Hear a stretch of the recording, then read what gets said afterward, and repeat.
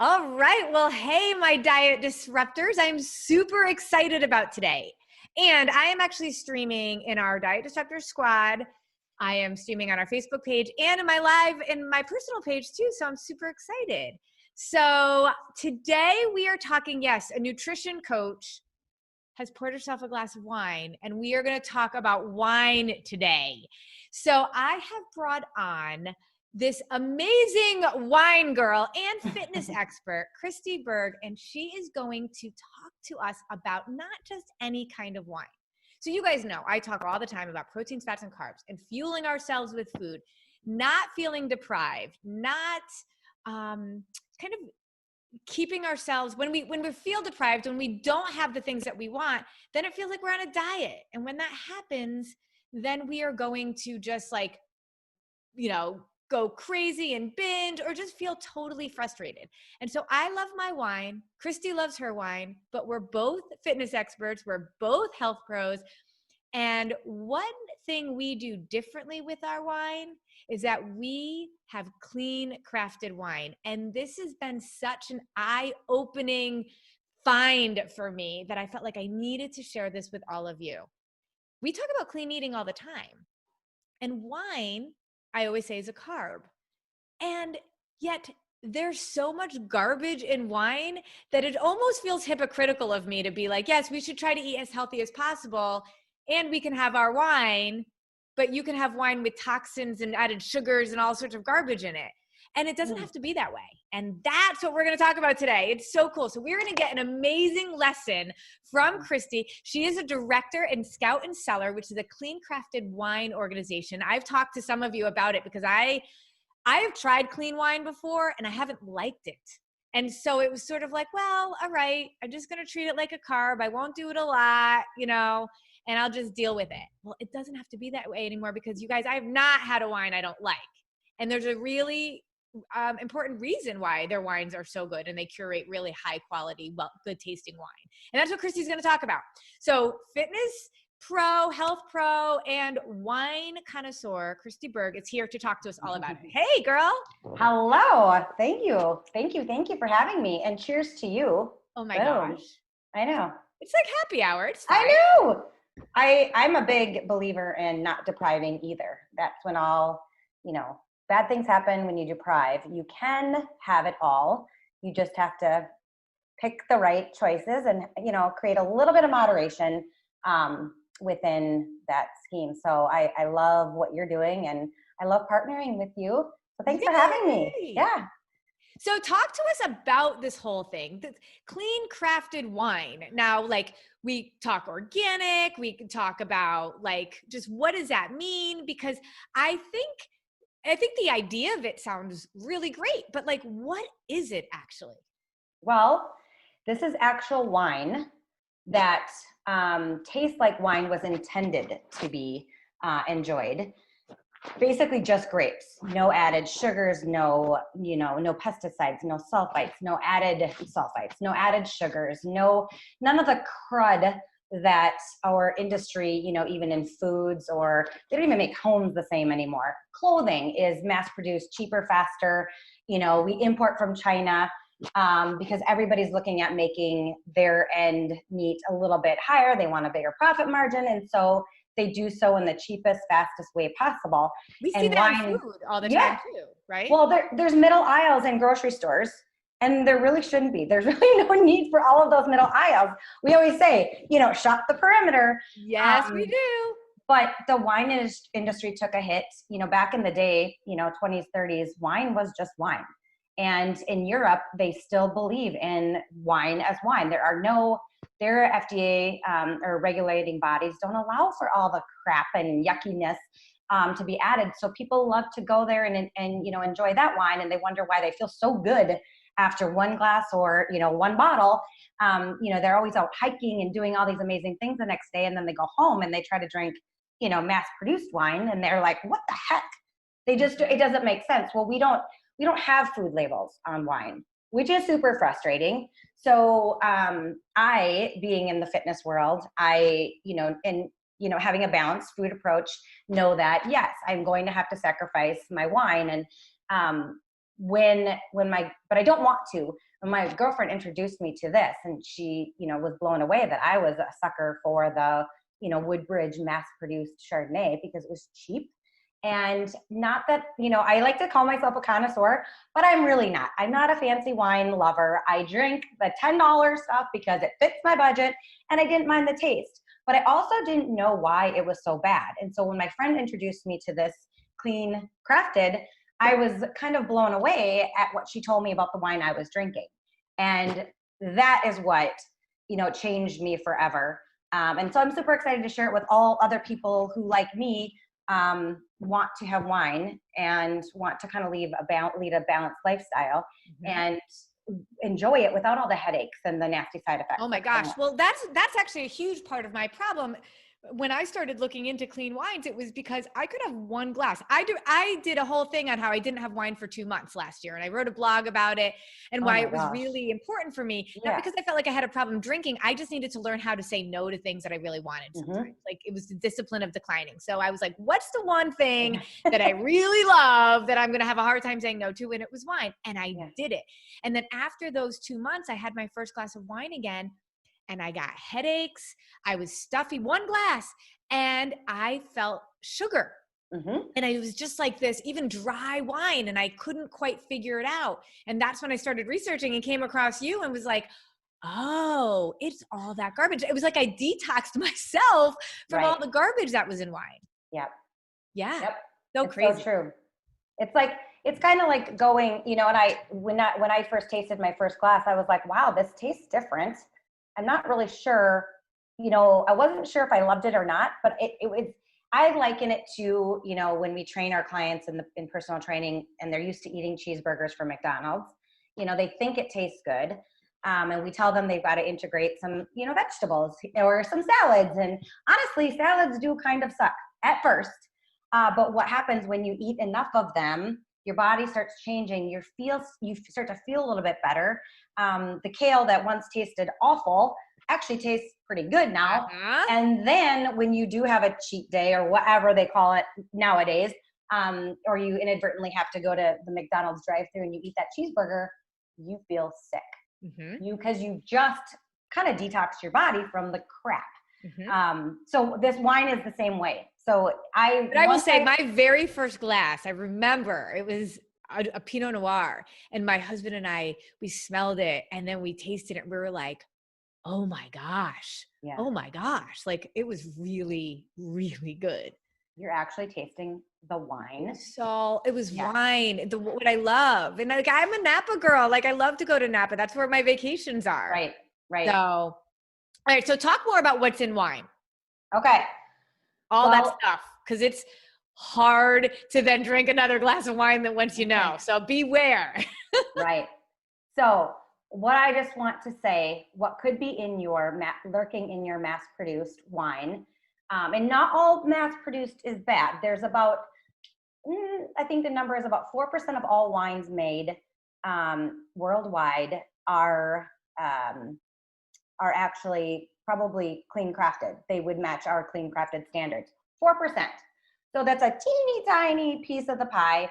But then what Scout and Cellar does is independently bottle tests 2 times to ensure Sarah's clean crafted standards are met. And Sarah's our amazing founder, a woman, a dog lover, and a mom. And so basically what happens is then if you were to test all of those 4% of wines that are made out there in the mass produced world, only 15% of those would probably pass all her tests. Wow. And meet her standards. So I love that. I know what can happen in a mass-produced bottle of wine. Just on we're going to skim over the top. Well, you've got grapes. You've got maybe 350 added sulfites. You've got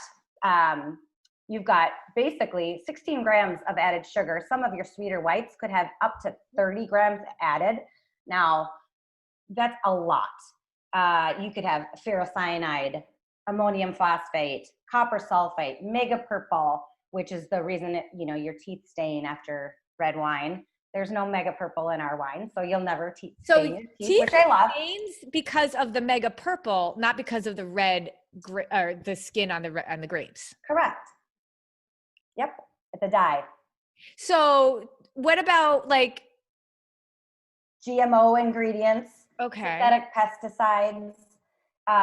This is just a glimpse of the few. Now, the FDA here says that, you know what, we're going to let our wine producers add 250 chemicals. They've approved, you know, say Sonoma or who's a big, let's say Ernst and Julio Gallo. I don't even know where that came from, but let's say those people can add up to 250 tips because the FDA said, okay, and guess what? They can and they do. And usually they add a ton of sulfites. So our wines, so Scout and Cellar always believes in less sulfites. Now you can never really fully get away from sulfites. You know, grapes contain sulfites naturally. Lettuce contains sulfites. There's so many things that have sulfites.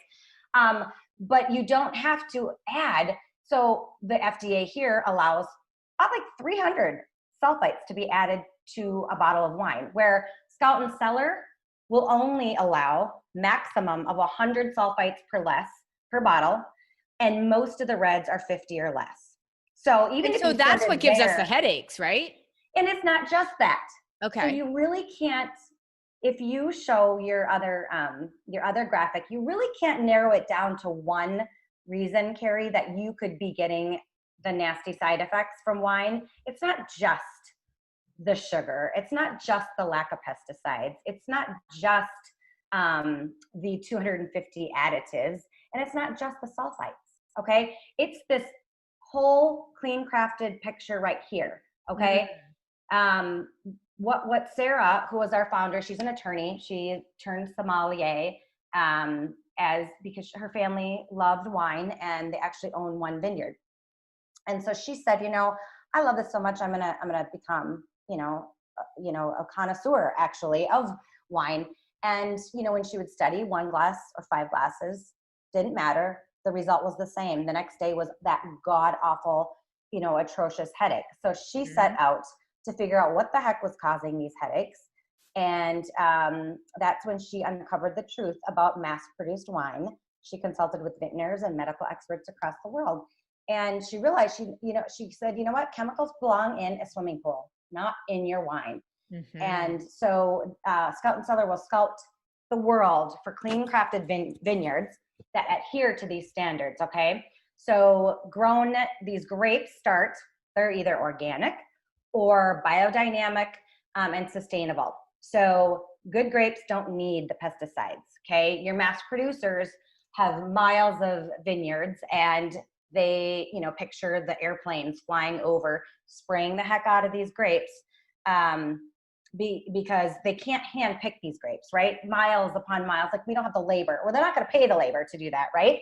Right. So then when the growers go to pick the grapes, they're driving these tractor trailers with the big, you know, moving arms, and those are the things that are picking up the grapes, the twigs, the bacteria, you know, gosh forbid, the dead rodents, right? That all goes into, right. And so it's going to need a little bit more to finally vinify this grape, right? And the men driving these tractors are wearing hazmat suits. Okay. So Sarah and her team go find the vineyards that are almost 100% family owned small grape growers.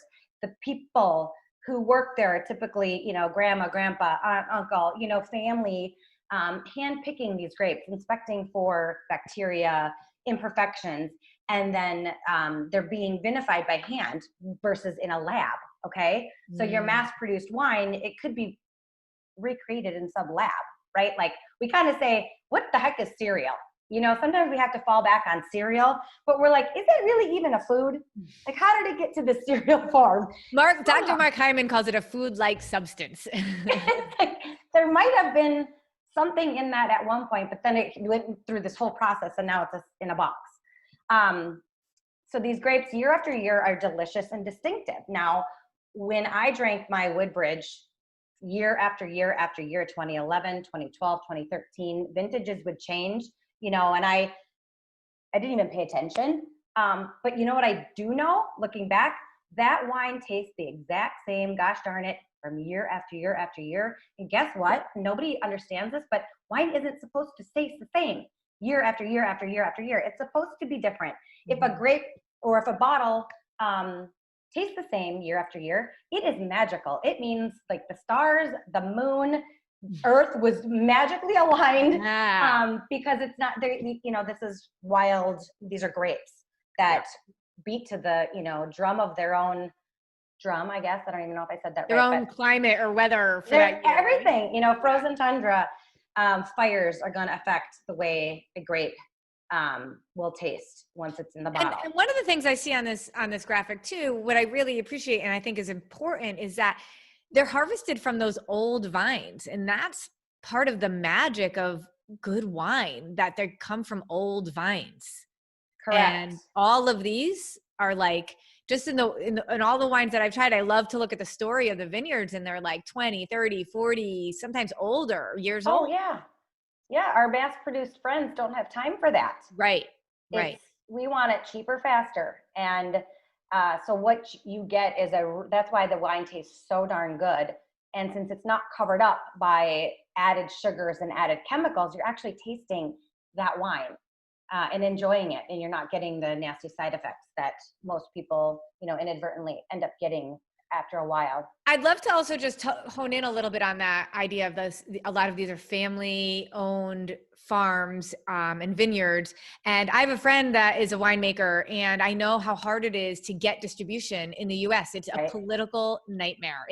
Distribution of wine is like a whole kind of side mafia thing in so many ways.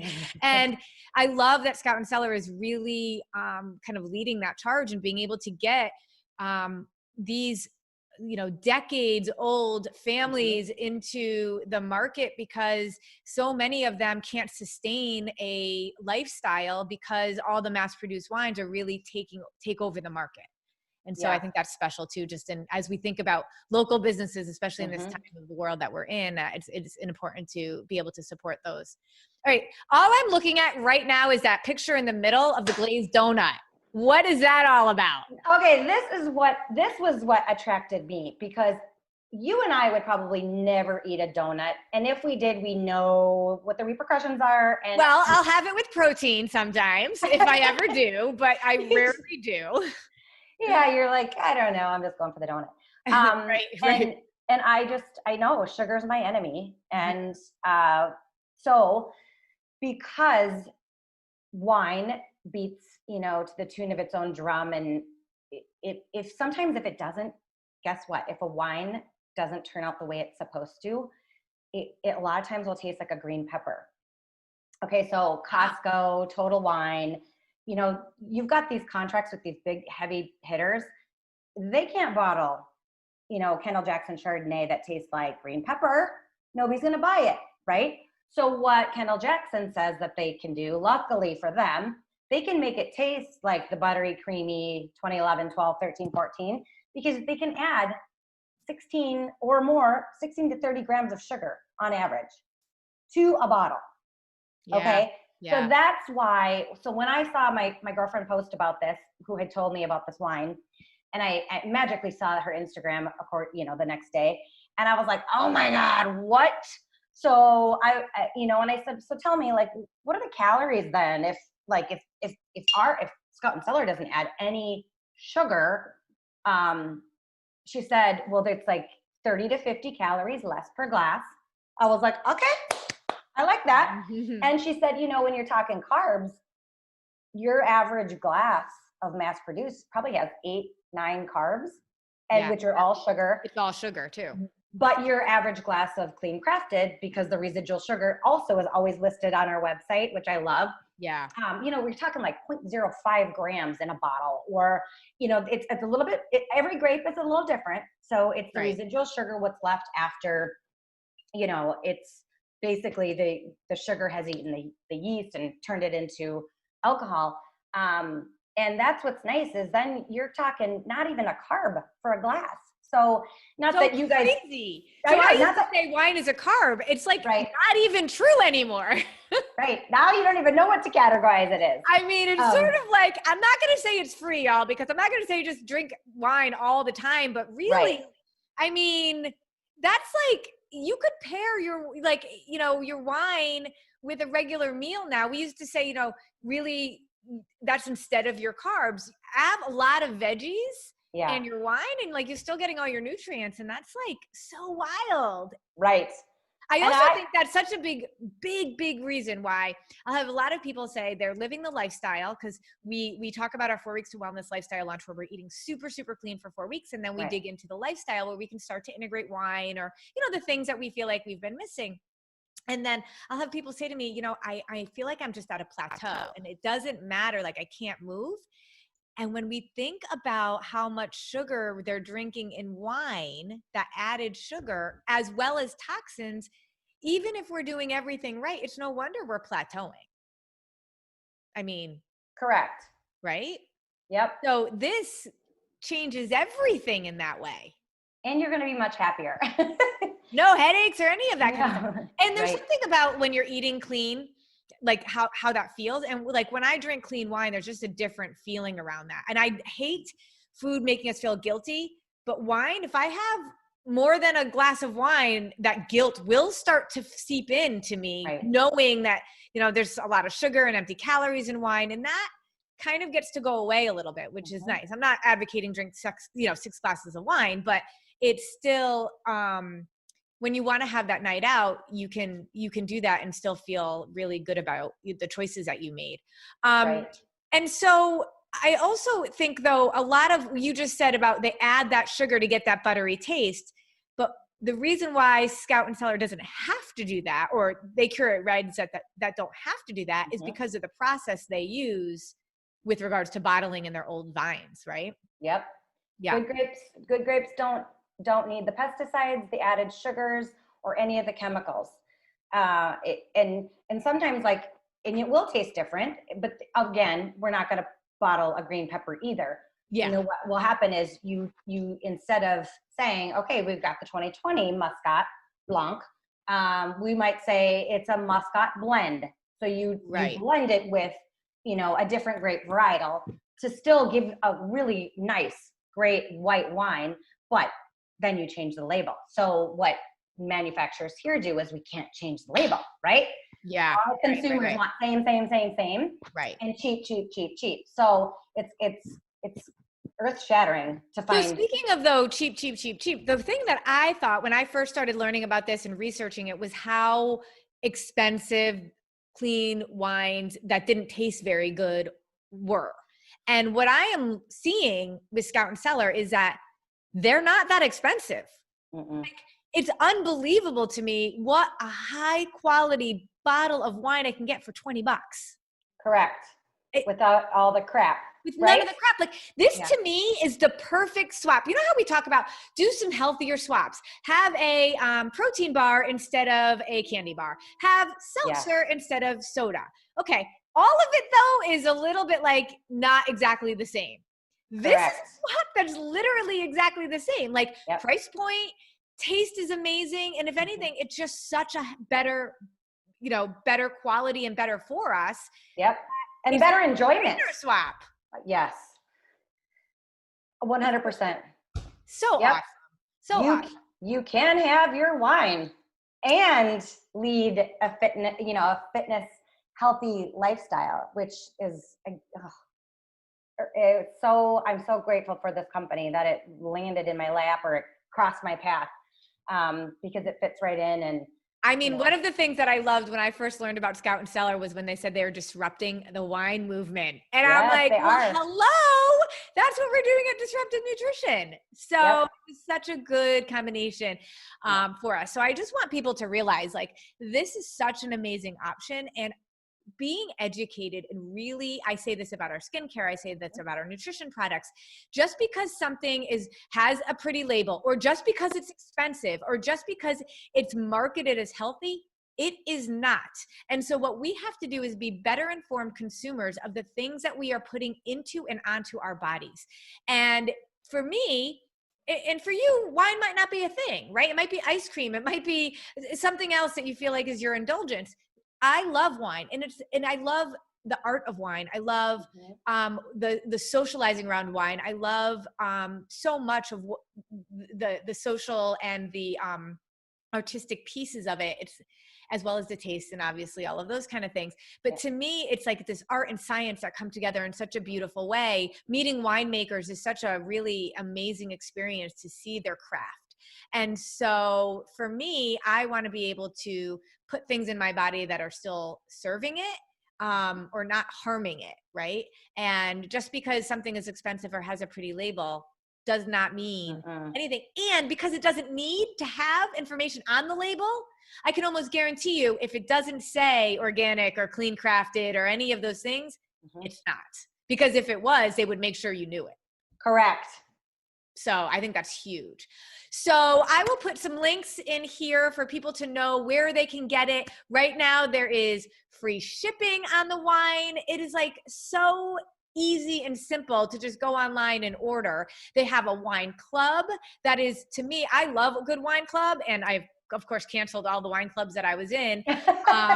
But it's free. Like there's nothing to sign up. There's no minimums. There's none of that. You can cancel or pause at any time.